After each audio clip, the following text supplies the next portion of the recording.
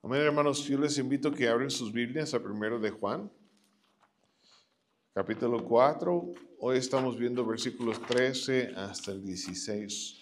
We're looking at 1 John chapter 4, verses 13 through 16 tonight. Y como muchas veces ya estamos con el propósito de la carta de Juan, para que sepamos, para que estemos seguros, para que no haya duda en nuestro corazón y mente que conocemos al Señor, que tenemos vida eterna.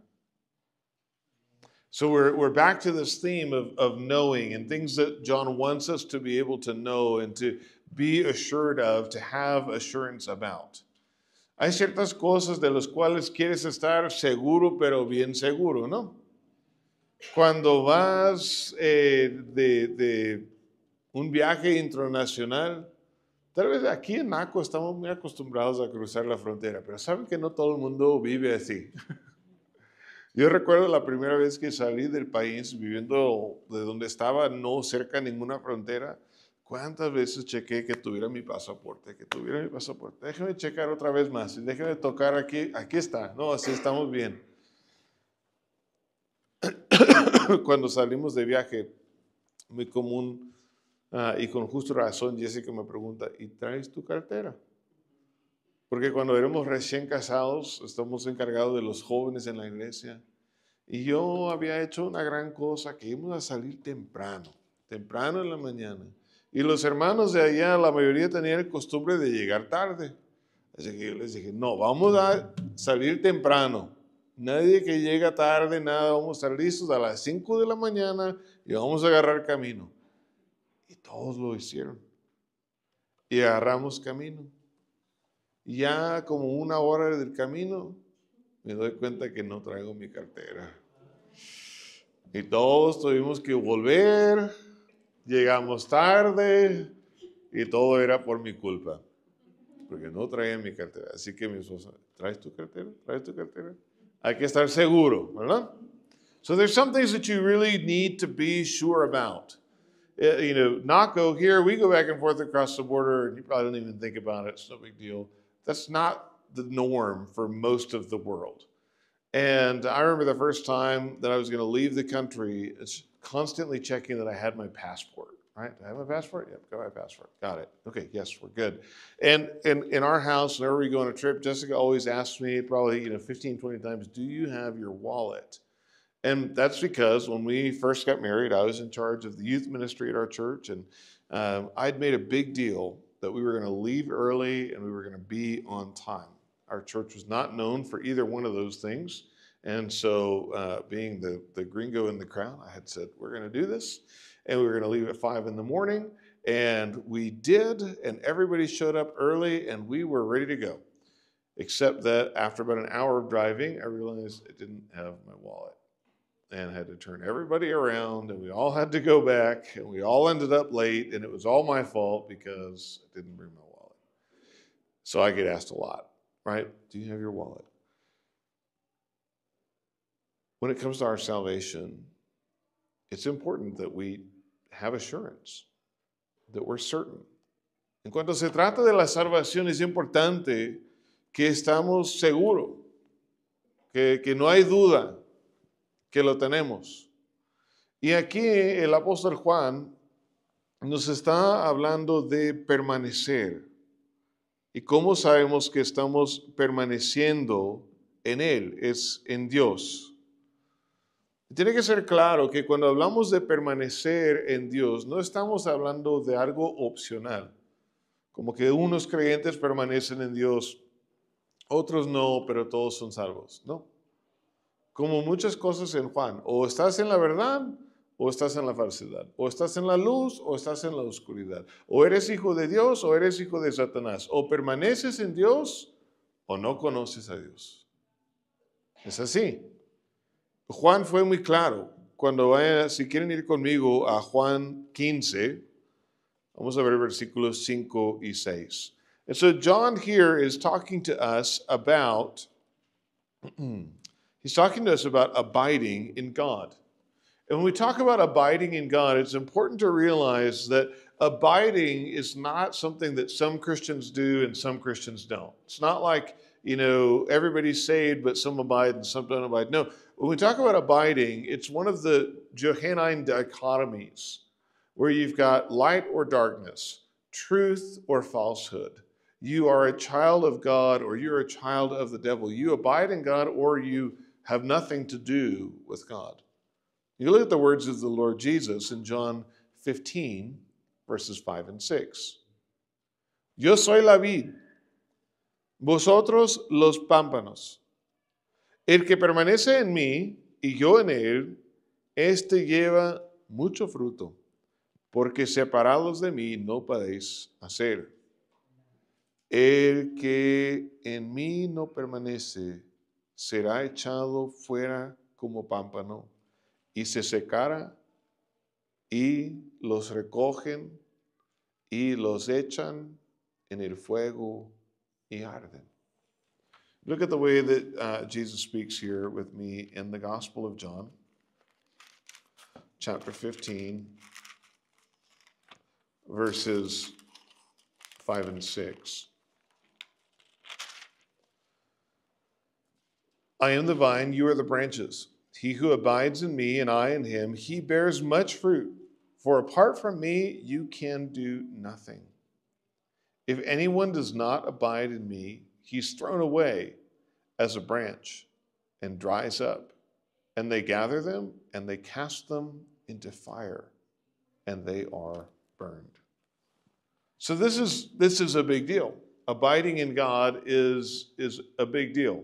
Permanecer en Dios entonces es algo grande. No lo debemos minimizar para nada. Todos queremos permanecer en Dios y Dios en nosotros. ¿Y cómo vamos a saber que permanecemos en Dios? So how do we know that we abide in God? Well, John is giving us various tests to basically say, this is the fruit that you look for, right? What did Jesus say? If you abide in me, I'm the vine, you're the branches, and the branches produce fruit. And that fruit comes from the work of the Spirit in your life. And so John is saying, well, here's some of the fruit that you can look for. Si nosotros permanecemos en Cristo, y Cristo es la vida, y nosotros somos los pámpanos, los pámpanos producen fruto. Y Juan nos está diciendo, si quieres estar seguro de tu salvación, hay varias cosas que tú puedes buscar en tu vida que son fruto, que son evidencia. No es el medio de obtener la salvación, es la evidencia que eres salvo. Muy importante distinguir estas dos cosas. It's really important when we talk about these things that we're not talking about the means of obtaining salvation. We're talking about the evidence that you have been saved. So John has said that you don't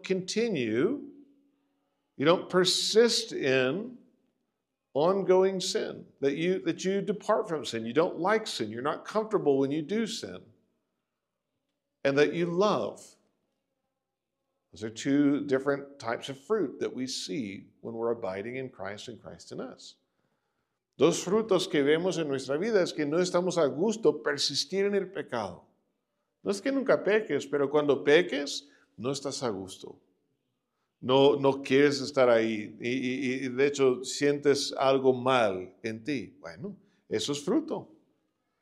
También hay un amor que tiene el cristiano, que es evidencia que Cristo está en uno y uno está en Cristo. Pero a raíz de todo esto es el hecho de que el Espíritu Santo está en nuestra vida. But at the root of both of those things, and any other tests that we might come up with, is that the Holy Spirit is in us, that God has given His Holy Spirit to us. El hecho de que Dios nos ha dado el Espíritu es como sabemos que permanecemos en Él y Él en nosotros. Y Juan nos recuerda del fruto principal que el Espíritu produzca en tu vida. Porque hay cierto nivel de de que uno tal vez lo interpreta así o asá, varios niveles de interpretación en cuanto se trata del amor. Porque en tu vida quizás dices que veo amor, pero quisiera ver más. Veo que no me gusta el pecado, pero quisiera ver más santidad en mi vida. Y pronto llegamos a preguntar, ¿cuánto amor necesito tener para estar seguro? ¿Cuánta justicia en mi vida tiene que ver para estar seguro? And so one of the things that John is doing right here in the middle of this passage that's really about the love of God is he's reminding us, though, of what's even more foundational than that. Because insofar as love is a test by which we can determine our salvation, we run into a predicament where there's a level of subjectivity. And you go, well, I do see some love in there in my life when I look at it, but it's not everything it could be. And then we start to get uncomfortable because, like, what's the love limit? How much do I have to know that I'm okay? Hermanos, déjenme responder a esto y luego volvemos aquí a nuestro pasaje. ¿Cuánto amor necesitas tener? No es tanto que hay un nivel que dices tú, tengo 10 litros de amor, ya estoy listo. No, es el hecho de que estás creciendo que importa. It's not so much that you can look at those things and say, like, I've got 10 liters of love, so the love tank is good and we're clear. We've gotten to the limit. What matters most is that you're growing in these things. We won't take time tonight because our time is limited, but I'll mention the verses and you can check them out. In 1 Thessalonians chapter 1, verses 2 to 8, the Apostle Paul celebrates the great faith and the great love of the church in Thessalonica. So he's celebrating that. He's saying, this is good. This is a wonderful thing. And then in chapter 3, he says that he's praying for an opportunity to be with them, that he might fill up what's lacking in their faith. And also he goes on, chapter 3, verses 9 through 13, he goes on to pray that their love would abound all the more. What I want you to notice is that on the one hand, Paul is saying, your faith speaks volumes, and your love is talked about in all of Macedonia and Achaia. And then he goes, but there's also room for growth. But that's not discouraging to him.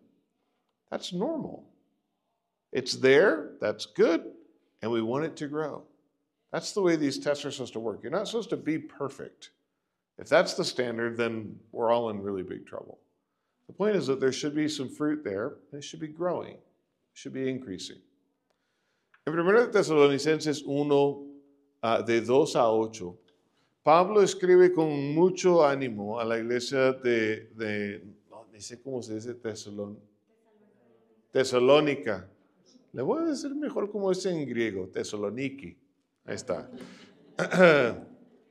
Y bueno, total, escribe a esta iglesia y está celebrando a ellos, está gozando, porque tienen gran fe y porque tienen gran amor. Pero luego en capítulo 3, cuando está hablando de su oración, capítulo 3, versículos 9 a 13, Pablo ore por la oportunidad de que llega a llenar lo que falta en su fe. Tienen fe y es bueno, se celebra, hasta todo Macedonia sabe del testimonio de ellos. Pero dice que aún les falta. Y ore para que sobreabunde aún más su amor. Tienen gran amor que es notable, pero todavía hay lugar para que crezca. Hermanos, esa es la condición en que se encuentra todo cristiano. Siempre puede crecer más nuestra fe. Siempre puede crecer más nuestro amor. Así que si la prueba es que haya amor, que no falta nada, que es todo lo que va a ser, eso es hasta cuando estamos con Dios. Lo que debemos estar buscando es un amor que está creciendo. Lo que debemos estar buscando es una fe que va creciendo. Eso es lo que buscamos. Pero total, Juan toma un momento aquí para decir, bueno, dejamos esto al lado por un momento y consideramos cuál es la evidencia principal del hecho de que el Espíritu Santo está obrando en tu vida. Y así es como lo explica. So John, though, takes a break because he knows probably our tendency to try and look for limits in his tests here. He says, let me just remind you what the most foundational fruit of the Spirit in your life looks like. So verse 14, he says, we have seen and testify that the Father has sent the Son to be the Savior of the world. Y nosotros hemos visto y testificamos que el Padre ha enviado al Hijo, el Salvador del mundo. Cuando Juan dice nosotros, está hablando de él y los apóstoles y su testimonio. Capítulo 1, versículos 1 a 4, Juan describe la evidencia y la interacción que él y los apóstoles tuvieron con el Verbo encarnado, con Jesucristo mismo. Y dice, eso es nuestro mensaje. Lo que hemos visto, lo que testificamos es que el Padre ha enviado al Hijo, quien es el Salvador del mundo. Esta palabra Salvador en el Antiguo Testamento se usa para unos jueces. ¿Recuerdan el libro de Jueces? El libro de Jueces tiene un ciclo muy notable. El pueblo peca, y luego el pueblo sufre, y luego el pueblo clama al Señor, y luego Dios les salva, duran tranquilo un ratito, y luego vuelven a pecar, y luego vuelven a clamar, y así va. Y va, como decimos, de Guatemala a Guatapeor. Todo el libro se va haciendo más y más mal. Y los últimos 2 capítulos de Jueces son muy feos, la verdad. Si quieres leer una historia triste, lee los últimos capítulos de Jueces. Se termina la situación, pero feísimo. Y lo que te das cuenta es que algo tiene que cambiar. Y una de las cosas que tiene que cambiar, se necesita un mejor Salvador, que puede proveer una mejor salvación. Por lo tanto, los profetas empiezan a hablar y empiezan a exigir que Dios mismo directamente va a tener que ser el que salva. Considera lo que dice el profeta Isaías. Isaías 45, 21. Dice así, proclamad y hacedlos acercarse. Y entran todos en consulta. ¿Quién hizo oír desde el principio? Y lo tiene derecho desde entonces, sino yo, Jehová. Y no hay más Dios que yo, Dios justo y salvador. Ningún otro fuera de mí. Un solo Salvador, Dios mismo. Dios mismo va a tener que salvar a su pueblo. Cuando Pablo escribe su carta a Timoteo, 1 de Timoteo 1:1, habla de Dios, el Padre, nuestro Salvador. Dios es el Salvador, pero no está aquí. 1 de Juan, igual como en Lucas y varios otros textos, dice que Jesús es el Salvador. Es una evidencia sutil, pero notable, de la divinidad de Jesús. Él es Dios encarnado que vino a salvar a su pueblo. Se distingue entre Padre e Hijo, pero en su esencia comparten la misma deidad. Dios envió a su Hijo a ser el Salvador de todo el mundo. Esto es la esencia de la enseñanza de los apóstoles. So the apostles, they have a simple message, and it's this. We've seen and we testify that the Father has sent the Son to be the Savior of the world. John began in chapter 1, verses 1 to 4, talking about how he and the other apostles had this direct eyewitness interaction with the Word became flesh, with Jesus Christ himself. And what Jesus came to do was to seek and save the lost. And so now what we read about is that the Father has sent the Son to be the Savior of the world. That's striking because Savior in the Old Testament is used not that often. It's used a couple times in the book of Judges to speak of the judges that God sent. You remember perhaps the cycle. In English, we can do this with alliteration, where there is this ongoing cycle, downward spiral, really throughout the book of Judges, where the people sin and then they suffer and then they cry out to God in supplication, and then God sends salvation, and then they sin again, and the cycle just keeps going. And the book of Judges goes from bad to worse. Some of the most graphic, gross, violent chapters of the Bible are those found at the end of the book of Judges. It's very sad. It's a terrible ending. That's kind of the point. You're supposed to read it and go, this can't be the ending. There has to be something better.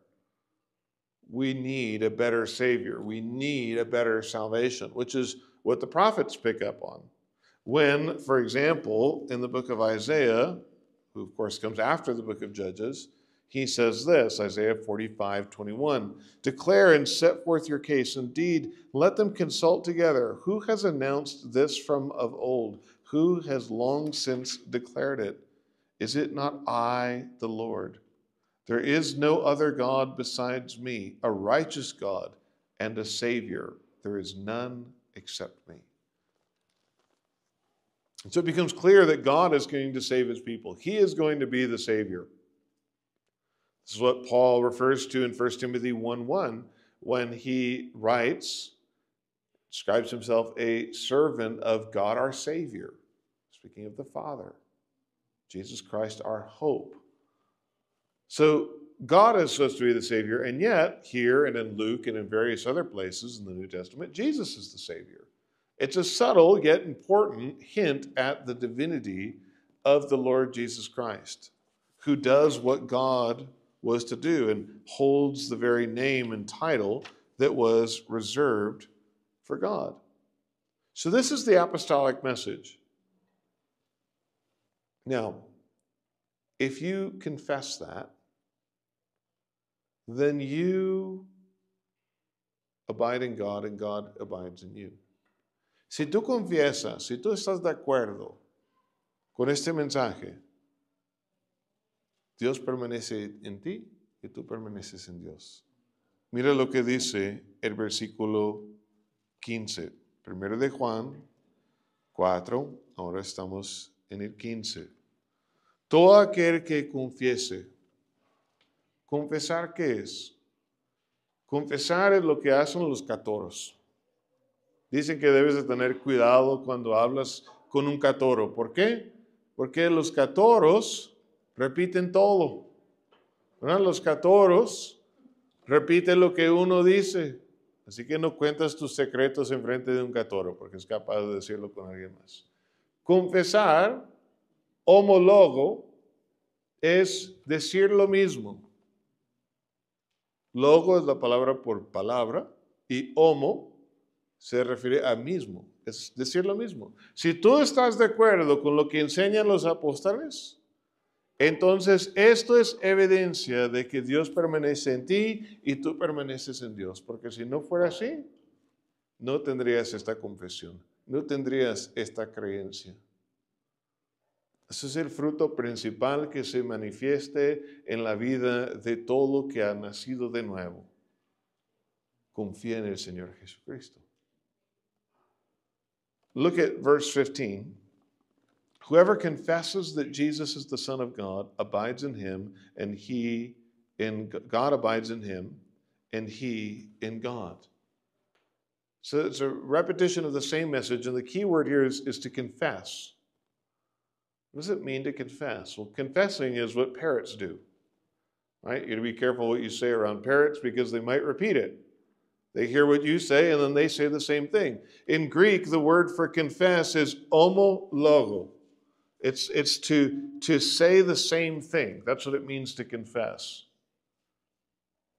If you say the same thing that the apostles say, the only way that that happened is because God is in you.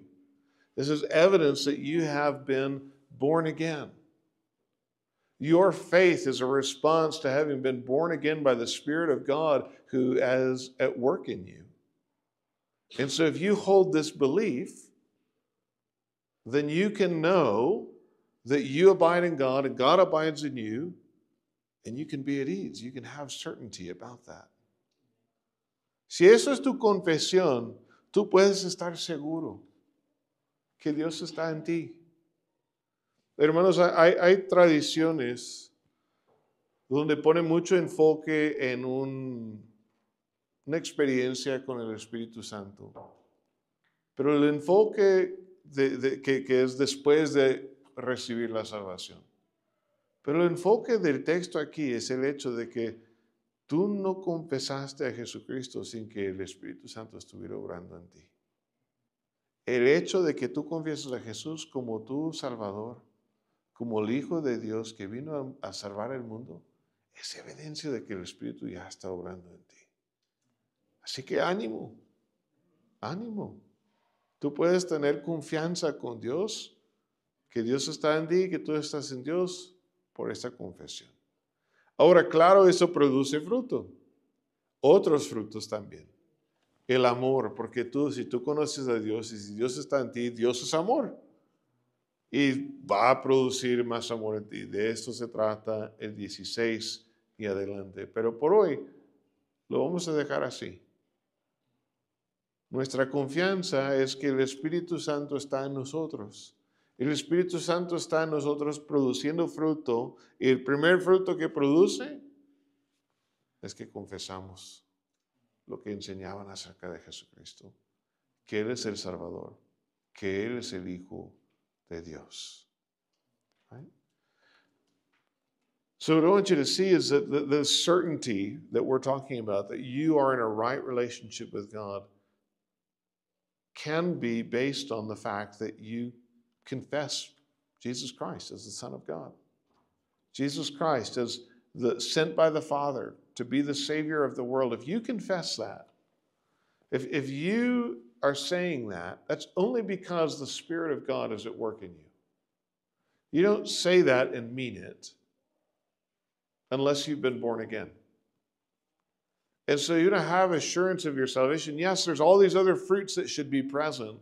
But at the foundation, the first thing that happens when somebody becomes a Christian is they have faith in Jesus. And that faith and that repentance that comes with it, that's evidence that the Spirit of God is in you. It's how it works. The Spirit comes into your life, you're born again, and you believe. And this is what you believe. You confess the same thing that the apostles have always taught.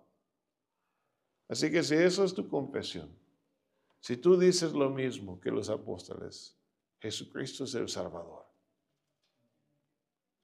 Ánimo, hermano. Falta crecer, falta producir más frutos, sí. Hay que hacerlo.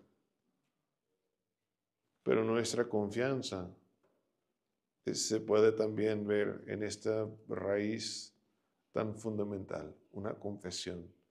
Jesucristo es mi Salvador. Amen. So, yes, we should see fruit in our lives. There should be love. Inexplicable love that only comes from God. There should be a longing for righteousness and a sense of being ill at ease with sin. Absolutely, in our lives. But really, the first thing the Spirit ever did in your life after you were born again was to lead you to trust in Jesus Christ as your Lord and Savior. He worked in your life, and you trusted in God. And if that's happened, you can have assurance. You've got your passport. You're good. Si tú has hecho esta confesión, si esto es tu confesión, mejor dicho, tienes tu pasaporte, tranquilo. Amén.